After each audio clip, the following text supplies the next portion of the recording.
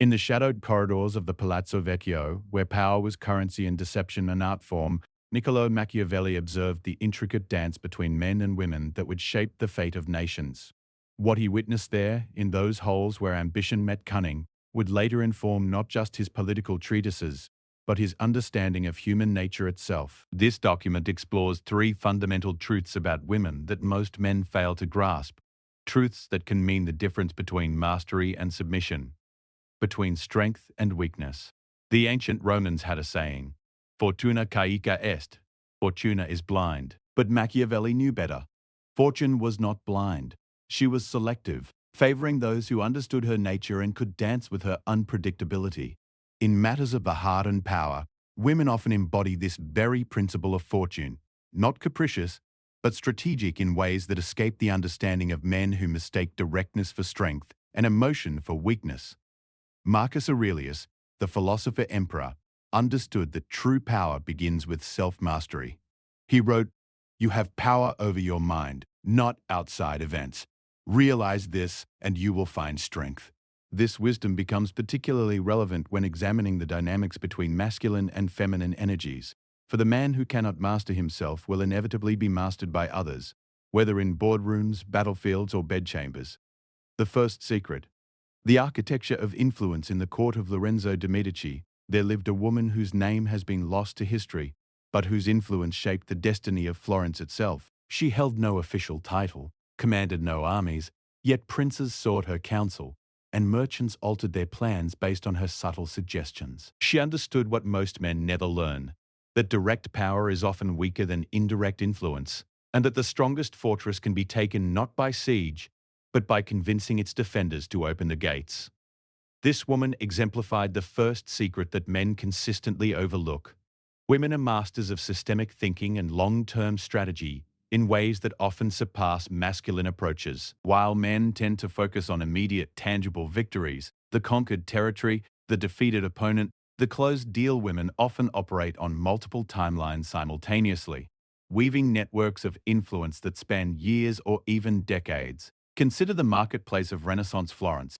A male merchant would establish his dominance through visible displays of wealth, aggressive negotiations, and direct competition. He would build the tallest palazzo, host the most lavish feasts, and ensure everyone knew of his latest conquests. This approach, while immediately satisfying to the masculine ego, often created as many enemies as allies. The wise women of that era operated differently. They would remember the merchant's daughter who had been overlooked at a social gathering and ensure she received an invitation to an exclusive event months later. They would quietly support a struggling artisan whose work showed promise, knowing that his gratitude and talent might prove valuable years hence. They would form alliances not through formal contracts but through shared experiences, mutual vulnerabilities, and carefully cultivated dependencies. This systemic approach to influence means that women often see consequences and connections that remain invisible to men focused on immediate goals. When a man pursues a business opportunity, he might evaluate it based on profit margins, market position, and competitive advantage. A woman considering the same opportunity might also factor in how it affects her social standing, what new relationships it might create or damage, how it aligns with her long-term reputation, and what precedent it sets for future opportunities. The modern corporate world provides countless examples of this dynamic. Consider the executive who steamrolls through meetings, making decisions based purely on data and immediate results. He may achieve short-term victories, but often finds himself isolated when he needs support for larger initiatives. Meanwhile, his female colleague might spend the same time building consensus, understanding individual motivations, and creating buy-in that ensures not just compliance, but enthusiastic participation in her vision. This difference in approach often leads men to underestimate women's strategic capabilities. Because the influence is indirect and the time frame extended, men may fail to recognize the sophisticated planning behind what appears to be intuitive or emotional decision-making. They see the surface, the networking lunch, the personal conversation, the attention to relationship dynamics, without understanding the deeper strategic framework that guides these actions. The man who destroys his weak self recognizes this systemic thinking as a form of intelligence worthy of respect and emulation. Rather than dismissing it as too complicated or too indirect, he learns to appreciate the elegance of solutions that solve multiple problems simultaneously and create value across multiple dimensions. He understands that true power often lies not in commanding others to obey, but in making them want to participate in your vision. This recognition transforms his approach to both personal and professional relationships. Instead of seeing networking as a necessary evil or manipulation as weakness, he begins to understand these as sophisticated tools for creating mutual value. He learns that influence built on genuine connection and shared benefit is more durable than power based on fear or dominance. The woman in Lorenzo's court succeeded because she understood that lasting power comes not from controlling others directly, but from becoming indispensable to their success. She made herself the hub through which valuable information, opportunities, and connections flowed. People sought her out not because they feared her, but because association with her improved their prospects. This approach requires a different kind of strength than the masculine ideal of the lone wolf or the conquering hero. It demands emotional intelligence, patience, and the ability to see beyond immediate gratification to longer-term strategic advantage. It requires the courage to invest in relationships and opportunities that may not pay dividends for years, trusting in the compound interest of consistent, thoughtful action. Men who fail to understand this first secret often find themselves repeatedly frustrated in their dealings with women. They apply direct pressure where indirect influence would be more effective. They focus on winning individual battles while women think in terms of winning campaigns. They seek to prove their strength through dominance, not understanding that true strength might be demonstrated through the ability to empower others. The transformation from weakness to strength requires acknowledging that these seemingly feminine approaches to influence and power are not lesser strategies, but different tools suited to different situations. The wise man develops competence in both direct and indirect methods, knowing when to apply force and when to apply finesse. This understanding extends beyond professional contexts into personal relationships. In romance, the man who grasps this secret stops trying to impress through displays of status or achievement and instead focuses on becoming someone whose company enhances the woman's experience of life itself. He understands that attraction often grows not from what he can provide in the moment, but from the potential future he represents. The adventures, growth, and experiences that might unfold in his presence. The architecture of influence that women naturally understand teaches us that power is not a zero-sum game. When wielded skillfully, influence can create situations where everyone involved becomes more powerful, more successful, more fulfilled. This requires moving beyond the primitive mindset that sees every interaction as a contest with winners and losers, and embracing a more sophisticated understanding of human motivation and connection. The second secret: the language beyond words, in the salons of 18th century Paris, where revolution was brewing beneath powdered wigs and silk stockings. A particular duchess held court each evening. Voltaire himself would attend these gatherings, as would future architects of the French Revolution. Yet if you had asked any of the men present what made these evenings so compelling, few could have articulated the answer. They knew only that conversations here felt different, that ideas flowed more freely, that alliances formed and dissolved with an elegance that seemed almost magical. The Duchess understood the second secret that eludes most men. Women are masters of subtext, emotional atmosphere, and the unspoken communication that actually governs human interaction. While men tend to focus on the literal content of conversations, the facts shared, the positions taken, the arguments made, women operate fluently in the realm of meta-communication, where the real meaning often lies in what is not said directly. This mastery manifests in countless ways that men frequently miss entirely. When a woman says, "That's an interesting perspective," she might actually be communicating disagreement, skepticism, or a desire to change the subject. When she asks, "Are you sure you want to wear that?" she's often providing an opportunity for reconsideration rather than seeking information. When she mentions that a friend's husband surprised her with flowers, she might be expressing a desire for similar gestures without making a direct demand. The failure to understand this language beyond words creates endless confusion and conflict between men and women. Men, operating primarily in the realm of direct communication, often respond to the literal meaning while missing the actual message. They hear the words but miss the music, focusing on the notes while remaining deaf to the harmony and rhythm that give the composition its real meaning. Consider a business meeting where a female executive suggests, "Perhaps we should consider other options before moving forward." A man might hear this as a request for alternatives and begin listing other possibilities. What she might actually be communicating is that she has serious concerns about the proposed course of action. that she believes insufficient analysis has been done, or that she's aware of potential problems that haven't been adequately addressed. Her indirect approach allows face to be saved, relationships to be preserved, and opposition to be registered without creating direct confrontation. This indirect communication style often frustrates men who prefer clarity and directness.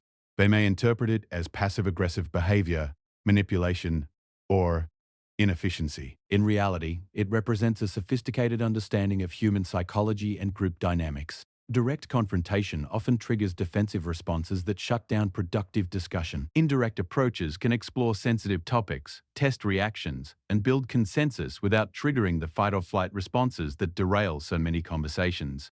The Duchess in those Parisian salons created an atmosphere where dangerous political ideas could be discussed safely because she understood how to navigate the treacherous waters of subtext.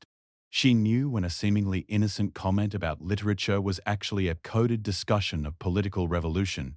She recognized when a compliment contained criticism, when a question was really a statement, and when silence spoke louder than words. This facility with subtext extends beyond verbal communication to encompass the entire emotional and energetic environment of interactions. Women often excel at reading and influencing the mood, tension level, and unspoken dynamics of groups. They notice when someone feels excluded, when energy is flagging, when conflicts are brewing beneath the surface, and when the timing is right for introducing new topics or ideas. The man who destroys his weak self develops sensitivity to these subtle currents of communication. He learns to listen not just to what is being said, but to what is being felt and meant. He begins to notice patterns in how different people communicate their needs, concerns, and desires indirectly. He develops the patience to decode messages that come wrapped in metaphor, implication, and emotional undertone. This development requires overcoming the masculine tendency to interpret everything through the lens of direct action and immediate problem solving. When a woman shares a problem, she may not be seeking an immediate solution, but rather emotional understanding, validation, or simply the opportunity to process her thoughts aloud.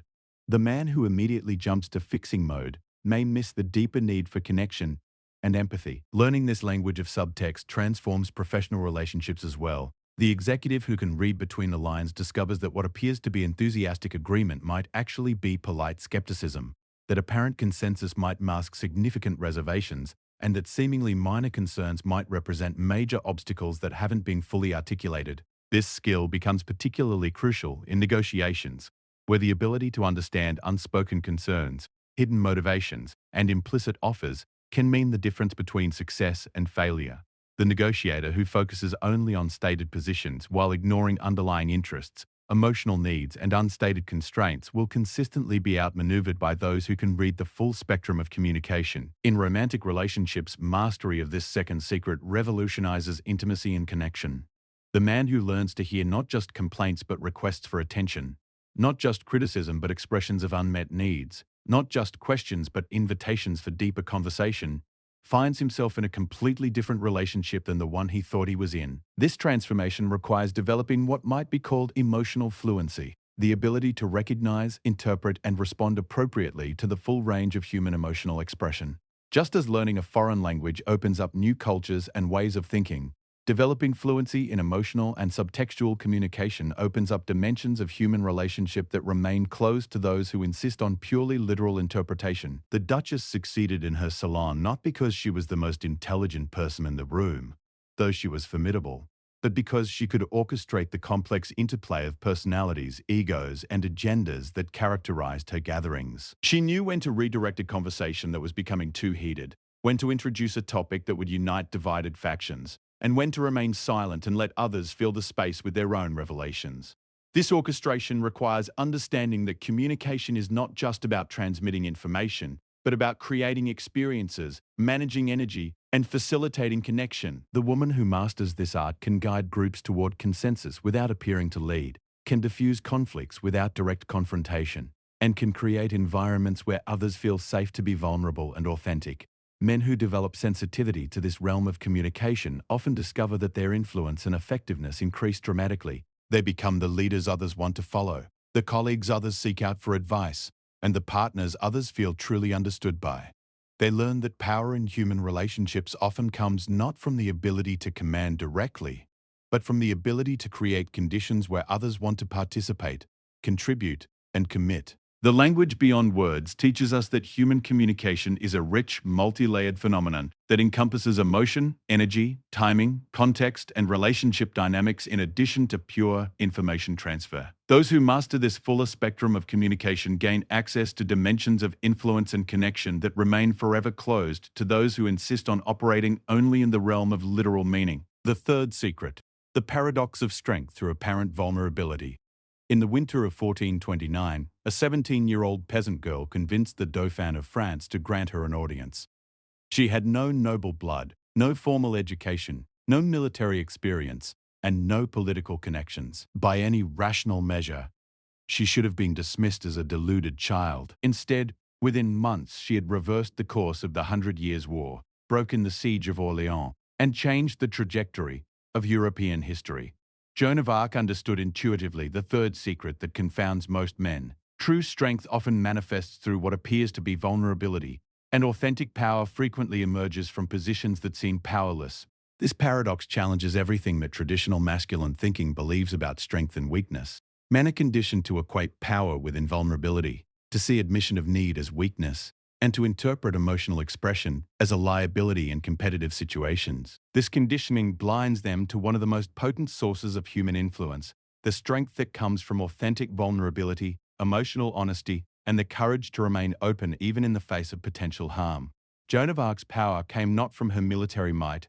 She never actually killed anyone in battle, but from her willingness to be completely authentic about her beliefs, her mission, and her dependence on divine guidance. Her apparent vulnerability became her greatest strength because it allowed others to project their hopes, fears, and dreams onto her mission. Her certainty in the face of overwhelming odds inspired others to find courage they didn't know they possessed. This dynamic operates in countless situations where women demonstrate what men often mistake for weakness, but is actually a sophisticated form of strength. When a woman admits uncertainty, she often creates space for collaborative problem-solving that leads to better solutions than individual expertise alone could produce. When she expresses emotional needs, she often invites deeper connection and loyalty than detached professionalism can inspire. When she acknowledges limitations, she often builds trust and authenticity that surpasses the credibility of those who pretend to invulnerability. Consider the corporate boardroom where a female CEO stands before investors and acknowledges the significant challenges facing her company. A traditional masculine approach might focus on projecting confidence, minimizing problems, and emphasizing strengths while downplaying weaknesses. The feminine approach might involve honest acknowledgement of difficulties combined with a compelling vision for how these challenges will be addressed. Counterintuitively, the latter approach often inspires more confidence because it demonstrates self-awareness, realistic assessment of situations, and the kind of authentic leadership that people actually want to follow. This paradox extends to interpersonal relationships where the willingness to be vulnerable, to admit mistakes, express needs, or show genuine emotion often creates deeper bonds than efforts to appear invulnerable. The man who never shows doubt may appear strong, but he also appears inhuman. The leader who admits when he doesn't have all the answers often earns more respect than the one who pretends to omniscience. The strength through vulnerability principle operates because it addresses fundamental human needs that displays of invulnerability cannot meet. Humans crave authentic connection, and authenticity requires vulnerability. They want to trust their leaders, and trust requires seeing someone's genuine humanity, including their limitations and struggles.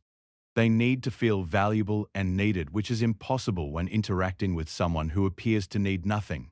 Joan of Arc's vulnerability, her youth, her humble origins, her dependence on divine guidance made her mission accessible to others. People could see themselves in her story, could imagine that if God could work through a peasant girl, perhaps he could work through them as well.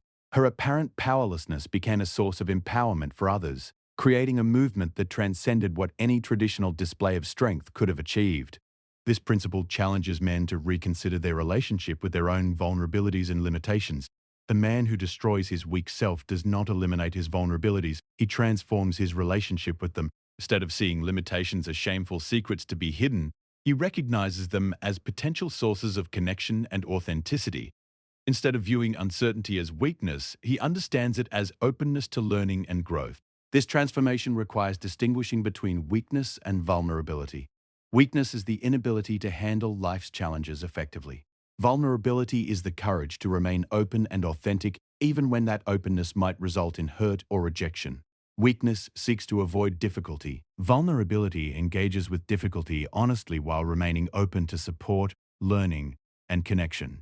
In negotiations, this distinction becomes particularly important. The negotiator who appears to have no needs or limitations often triggers suspicion and defensiveness in others. Why would someone with no needs want to negotiate? What are they hiding? What advantage are they seeking that they're not revealing? Conversely, the negotiator who can honestly acknowledge their needs and constraints while maintaining clarity about their boundaries often creates an atmosphere where genuine problem-solving can occur. The woman who masters this principle can wield tremendous influence precisely because she doesn't appear to be wielding it. Her admission of uncertainty invites others to contribute their expertise. Her expression of needs creates opportunities for others to demonstrate their value. Her acknowledgement of limitations builds trust because others know she's not pretending to be something she's not. This approach requires a different kind of courage than traditional masculine bravado. It takes genuine strength to remain open when you could close down, to admit uncertainty when you could bluff, to ask for help when you could struggle alone. This courage often proves more compelling than displays of invulnerability because it demonstrates confidence in one's fundamental worth regardless of performance or perfection. The business leader who can say, "I don't have all the answers, but I'm committed to finding them and I need your help," often inspires more loyalty and effort than the one who pretends to have everything figured out. The romantic partner who can admit, "I'm scared of losing you, and sometimes I don't know how to show you how much you mean to me," often creates deeper intimacy than one who maintains emotional distance to appear strong. This principle also explains why many men find confident, successful women simultaneously attractive and threatening. The woman who has achieved success while maintaining her emotional authenticity and willingness to be vulnerable represents a form of strength that challenges traditional masculine assumptions about how power works. She demonstrates that it's possible to be powerful without being invulnerable, influential without being manipulative, and strong without being rigid. Joan of Arc's story ultimately reveals that the most transformative power often comes not from those who appear strongest by conventional measures, but from those who combine clear vision with authentic humanity, definite purpose with genuine openness to support and guidance. Her ability to remain vulnerable while pursuing an impossible mission created a form of leadership that transcended what pure military might or political cunning could have achieved. The man who integrates this understanding stops seeing vulnerability as the enemy of strength and begins to recognize it as strength's most powerful ally. He learns that admission of uncertainty can be more compelling than false certainty, that expressions of need can create stronger bonds than pretenses of self-sufficiency, and that authentic emotional expression can be more influential than calculated manipulation. This integration transforms not just how he relates to women, but how he relates to life itself. He becomes someone who can be trusted because his strength doesn't depend on pretending to be what he's not. He becomes someone others want to support because he's honest about needing support. He becomes someone capable of inspiring others because his journey includes the kind of authentic struggle and growth that others can relate to and learn from. The paradox of strength through vulnerability teaches us that true power lies not in the elimination of human limitations, but in the transformation of our relationship with those limitations. When we can be honest about what we don't know while remaining committed to learning, when we can acknowledge what we need while maintaining respect for ourselves and others, when we can be authentic about our struggles while continuing to pursue our vision, we access a form of strength that no pretense of invulnerability can match. The synthesis. Becoming undestroyed through self-mastery.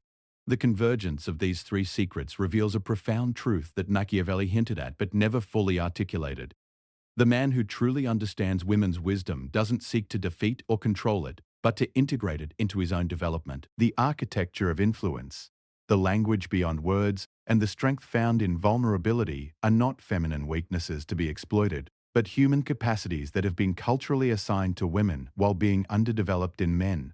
The phrase, "the man who destroys his weak self can never be destroyed by others," takes on new meaning in this context. The weak self is not the vulnerable self, but the rigid self, the identity so brittle that it cannot adapt, so insecure that it cannot acknowledge limitations, so fearful that it cannot risk authentic connection. The destruction of this weak self allows for the emergence of what might be called the integrated self, one that combines traditionally masculine virtues like courage and determination with traditionally feminine wisdom like systemic thinking and emotional intelligence. This integration process requires confronting some uncomfortable truths about masculine conditioning. The emphasis on individual achievement often blinds men to the collective intelligence that emerges from truly collaborative efforts. The focus on direct action sometimes prevents recognition of situations where indirect approaches would be more effective. The valorization of emotional stoicism can create barriers to the kind of authentic connection that generates lasting influence and satisfaction. Consider how these three secrets work together in the life of a man who has learned to embody them. In his professional life, he combines goal-oriented drive with systemic thinking, understanding that sustainable success requires building networks of mutual benefit rather than simply outcompeting others. He communicates with awareness of both content and context, listening for unspoken needs and concerns while maintaining clarity about objectives and boundaries. He leads with authentic strength that acknowledges uncertainty while maintaining commitment to vision and values. In his personal relationships, he approaches women not as puzzles to be solved or territories to be conquered, but as individuals whose way of processing and responding to life offers valuable perspectives that complement his own. He understands that attraction often grows from emotional resonance and shared growth rather than just physical chemistry or status display. He recognizes that lasting partnerships require both independence and interdependence, both strength and vulnerability, both leading and following as situations require. The transformation from the weak self to the integrated self is not about becoming feminine, but about becoming fully human. It's about recognizing that the qualities often dismissed as feminine, emotional intelligence, collaborative thinking, intuitive understanding, are actually advanced human capacities that any mature person should develop. Similarly, it's about understanding that traditionally masculine qualities, analytical thinking, goal-oriented action, protective strength, are valuable and necessary, but incomplete without their complement. This integration creates a form of anti-fragility, to use Nassim Taleb's term, where challenges and difficulties become sources of growth rather than threats to be defended against. The man who has integrated these lessons cannot be destroyed by others because his strength doesn't depend on maintaining a rigid identity or controlling external circumstances. His power comes from his ability to adapt, learn, and grow regardless of what life presents. The practical implications of this understanding extend to every area of life. In business, it means building enterprises that create value for all stakeholders rather than extracting value for a few. In relationships, it means creating dynamics where both partners become more themselves rather than less. In leadership, it means inspiring others to contribute their best rather than simply compelling compliance. Perhaps most importantly, this integration offers a path beyond the gender wars and zero-sum thinking that characterize so much contemporary discourse about men and women. Instead of seeing masculine and feminine as opposing forces in eternal conflict, we can recognize them as complementary aspects of human potential that work best when integrated, rather than divided. The woman in Lorenzo's court, the Duchess in her Parisian salon, and Joan of Arc on her impossible mission all demonstrated forms of power that transcend traditional categories. They showed that influence can be more durable than force, that indirect action can be more effective than direct confrontation, and that authentic vulnerability can be stronger than defensive invulnerability. The man who learns these lessons doesn't become less masculine. He becomes more fully himself. He retains his capacity for decisive action while developing sensitivity to timing and context. He maintains his drive for achievement while understanding the power of collective intelligence. He preserves his protective instincts while learning when protection means creating safety for vulnerability, rather than eliminating all sources of potential harm. This evolution represents a return to ancient wisdom about human development. The Greek ideal of sophrosony, often translated as moderation or self-control, actually referred to the integration of all human capacities in their proper proportion and timing. The Chinese concept of wu-wei effortless action describes the ability to achieve goals through alignment with natural forces rather than opposition to them. The Sufi understanding of the perfect human involves the integration of all divine qualities, both those typically associated with masculine strength and those connected to feminine receptivity. The destruction of the weak self, therefore, is not about eliminating aspects of personality, but about transforming our relationship with them. The man who no longer needs to prove his masculinity by rejecting anything coded as feminine becomes free to develop the full spectrum of human capabilities. The man who doesn't need to win every interaction becomes capable of achieving victories that benefit everyone involved. The man who can acknowledge what he doesn't know becomes genuinely educable and therefore continuously growing. In this light, Understanding women's wisdom becomes not a strategy for better manipulating or attracting women, but a path toward becoming more fully human. The three secrets, systemic influence, subtextual communication, and strength through vulnerability, are revealed as advanced human capacities that anyone seeking to maximize their potential and impact should develop. The ultimate insight emerging from this exploration is that the highest forms of power and influence are always collaborative rather than dominating, creative rather than destructive, and generative rather than extractive. They work by expanding possibilities rather than limiting them, by increasing freedom rather than constraining it, and by enhancing the dignity and potential of all involved rather than elevating one at the expense of others. The man who destroys his weak self in favor of this integrated understanding becomes, in Machiavelli's terms, like a river that flows around obstacles rather than wearing itself out in futile collision with them. He becomes anti-fragile, gaining strength from stress, learning from setbacks, and growing more capable with each challenge faced. Most importantly, he becomes someone who enhances rather than diminishes the lives he touches, creating value and possibility wherever he goes. This is the ultimate secret hidden within the three secrets about women. That true strength lies not in domination but in integration, not in control but in collaboration, and not in invulnerability but in the courage to remain open and growing regardless of circumstances. The man who embodies this understanding cannot be destroyed by others because he has already transformed himself into something that grows stronger through engagement with life's challenges rather than weaker. In the end, the wisdom traditionally associated with women reveals itself as simply advanced human wisdom.